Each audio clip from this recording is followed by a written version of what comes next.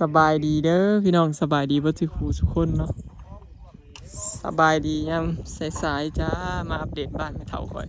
พอแม่เฒ่าข่อยเราบ่อยู่แม่เฒ่าข่อยยังบ่ทันตื่นบ่ได้ไหนบ่จักพี่น้องบ่เห็นข่อยมาแต่นี่เพื่อนก็บ่เห็นบ่ใช่เพิ่นเมื่อยมาแต่หวานข้าวเมื่อวานนี่บ่จักหวานข้าวน้ำเจซีซอยเจซีมามื้อนี้พอเฒ่าเลิศแล้วเปลี่ยนเหลี่ยมแล้วมาเอาเหลี่ยมพี่บัดมันยากมันบ่จะตรงใช่ชื่ออันนี้ก็ยังบ่แล้วหรือพอเฒ่าแล้วนี่พวก3อันนี่เด้แล้วปลาให้เขาสาบแล้วบัดนี้จับจะเหลี่ยมมันอ๋อเขาจะเหลี่ยมมันซื่อเลยเขาสาบตามเหลี่ยมมันบัดเฮ็ดบ่ใช่เชือกมันน่ะเฮ็ดแล้วมันเล็งบางเฮ็ดแล้วก็บ่เที่ยง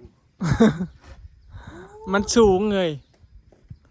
มันสองชั้นน่ะบ่ได้ใช้เชือกแล้วจับเหลี่ยมสามเหลี่ยมต่อกันแล้วมันเที่ยงมันสูงเอาแบบช่างเขาอันพาเฮ็ดก็น่าวะลมง่ายหลายเมื่อวานมื้อซื่นนี่เด้เฮือนเข้าไปเพื่อนมุงหลังคาไว้เช็ดพี่น้องลมมาเมื่อวานซื่น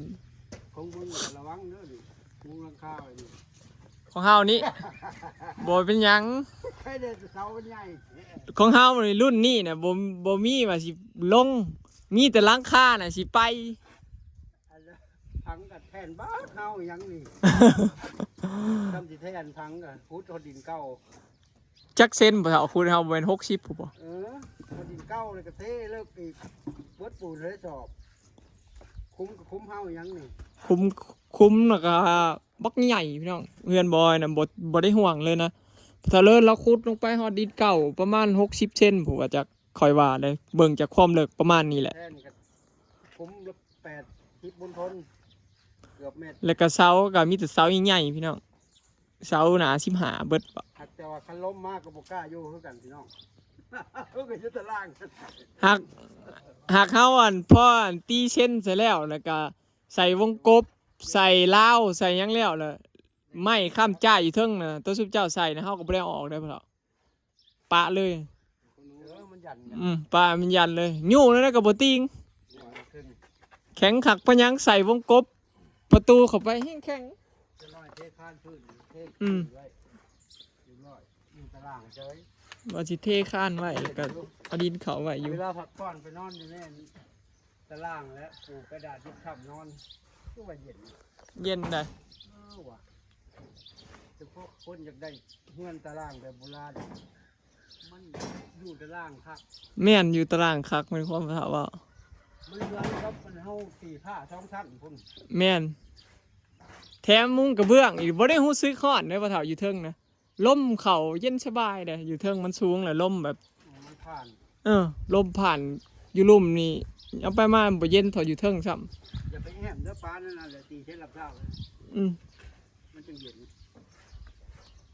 เฮาบ่ได้แอมสิปะเลยแล้วโล่งๆนั่นละยามกินข้าวกินหยังก็ตั้งโต๊ะนั่งกินซื่อๆได้บ่ได้แอมคันแอมแล้วอยู่บ่ได้ดอกสิเป็นแบบเพื่อนแบบนี้เนี่ยมันต้องได้พึ่งแต่แอมบ่ไหวพึ่งพัดลมก็บ่ไหวเด้กินอากาศดีกว่าแค่แต่ห้องนอนพอตะกี้ว่าสิบ่ทันเฮ็ดฮาวนะแล้วเฮาเฮ็ดฮาวไว้เลยซะฮาวจับนะเพื่อให้มันความแข็งแรงขึ้นไปอีกเด้ก็เลยใส่ฮาวซาสีไว้เลยอย่ามันบ่แข็งตอนบ่ทันได้ใส่เส้นบ่ทันได้ใส่ฮาวน่ะมันก็ควายเบิดแห้งน่ะฮาวควายเบิดแห้งก็ฮู้ติงน้อยนึงพอใส่เส้นใส่วงกบใส่ประตูเข้าไปแล้วแข็งยังห้องอำมาลาแล้วประตูตีผ้าชลาทั้งเทิงนี่บ่อยู่หรอกยันลบหลังคาไปตัวใดเส้นตีผ้าชลาไว้สีหน้านี้สีหน้ามันลบเอาที่นี่รุ่นผู้ใดพ้นสภาพปุ๊บขายพูดส่งบุกรุ่นนี่นะต้องใส่เล็กที่มันยอกเนาะต้องซานเล็กทีนี้นี่นะเอาแบบจนแบบว่าต้องใส่เล็กทีจนแบบว่าซ่องบ่ใหญ่นะพี่น้องพอกันใส่เสื้อล่ากันใส่ปะทีเนี่ยมันจังได้กระลุนะขนาดนะครับซูนยู่นิดหนึ่งก็ยังอยากไปละ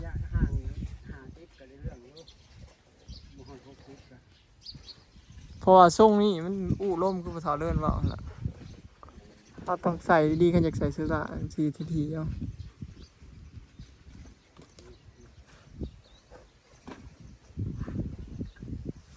ใส่ชีหนาอีกก็แล้วเพิ่นน่ะอยากใส่เสื้อลาบ่ใส่เสื้อลาก็งามอีกแบบนึง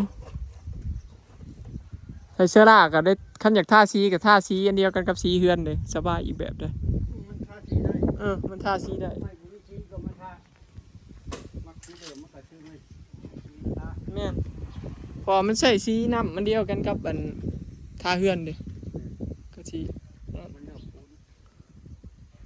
ค่อยคักแต่มันเรียบมันเนียนนะไม้เสื้อลามันท่าสีแล้วก็เนียนงามเหลื่อมครับ ข้อสิบสี่เส้นคือ เออ เอาเส้นเล็กมันจะคือมันจะชอบ แม่นเอาเส้นเล็กนะใกล้แล้วพี่น้อง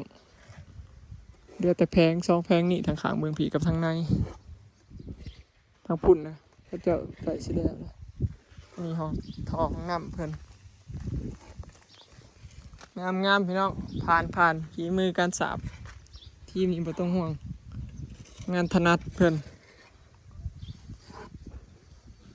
ใส่ตะข่ายข้างไกล ชีวิตหนึ่งมาเลย ขาด สามชีวิต มือนี่เหลือ3ชีวิตบ่ตะเลินแล้วก็บาลิวส์แล้วก็3คนเนาะปตสีเราไข่ว่าอยู่มาคือบ่เห็นเราย่างกายมาไข่กินเหล้าแล้วพี่น้องไข่กินปตสีแล้วสิเพิ่นเห็นงานหนูบ่ได้พากันพักเลยตั้งแต่เฮือนสวรรค์พู้นแล้วเฮือนสวรรค์เลยปตสีแล้วก็ลงไปขุดต่อตะกี้เราก็บ่อยากมาเฮ็ดดอก มันยังหยุด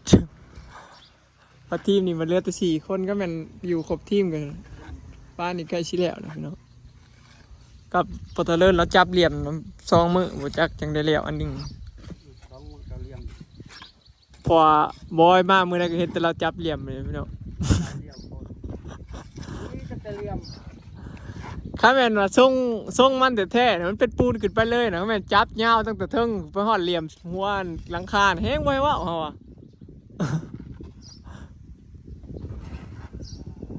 เฮ้ยมันสูงเหลี่ยมมันคือสิแล้วบ่เจ้าของบ้านยังไม่มาจ้าแม่พญายังบรรทมอยู่หน้าซีเมนต์เพิ่นไปบ้านเขาเมื่อวานเขามาเบิ่งทางในพี่น้องในเขาก็เจ้ากำลังสาบแพงข้างห้องนอนเพิ่นมารีวิวให้จ้ามาตรวจตาให้ข้างนี้ก็เจ้าก็สาบแล้วแหละพี่น้องอันนี้นะมือสร้างกระจกมาว่ะเพิ่นอยากใส่แบบไข่ได้บ่เอา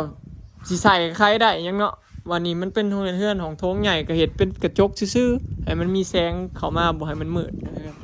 ไผสิขึ้นไปไข่ได้เนาะสิใส่คันไดย่างขึ้นบ่เบิ่งพุ่นสูงเฮ็ดพวกเอี่ยมไข่ได้เพิ่นน่ะ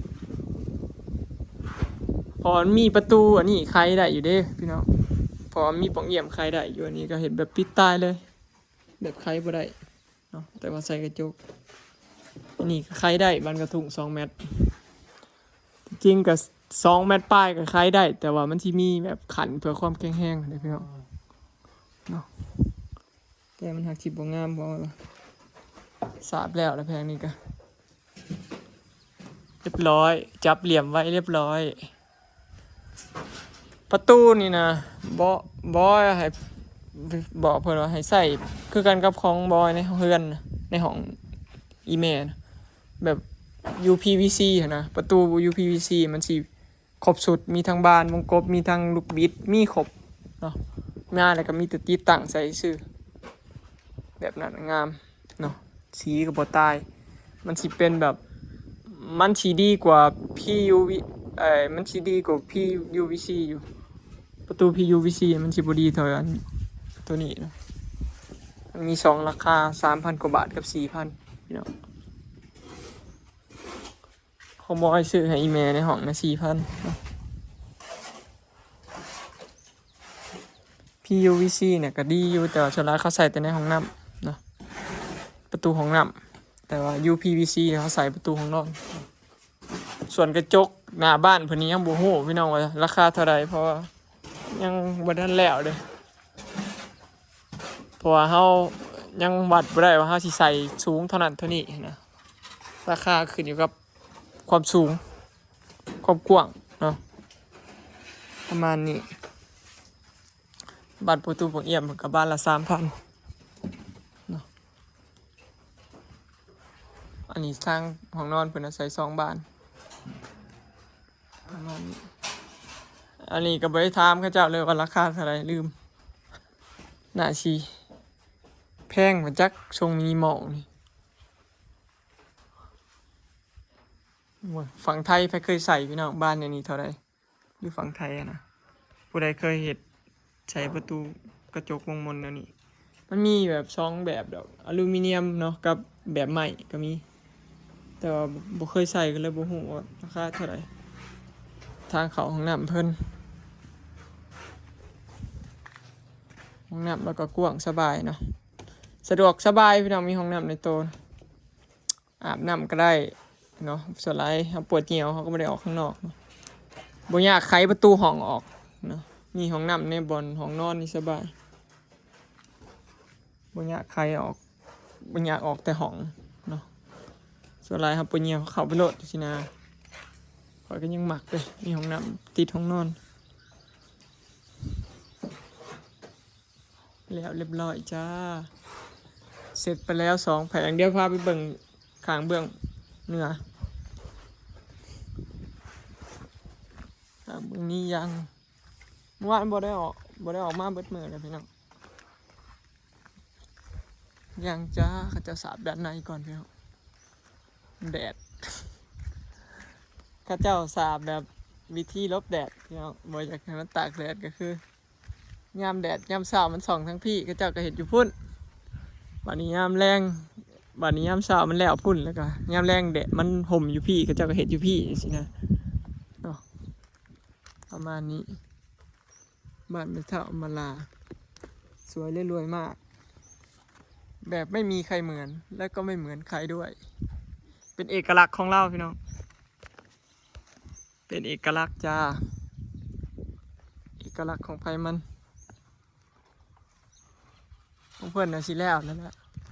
สาบแล้วเทพื้นแล้วก็แล้วเนาะสามวันแล้วพุ่นน่ะแล้วก็ใส่ชีหน้าแล้วก็ใส่ประตูเนาะประตูของเอี่ยมประตูของนอนปูกะโลตีเพดานเนาะเลือดซ้ำนี้ตกแต่ง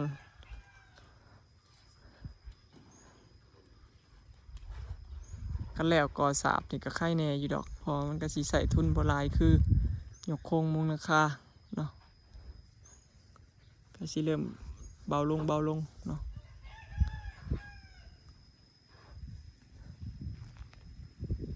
เฮ็ดเทือนยุคนี้นะยากพี่น้องของแพงเนาะ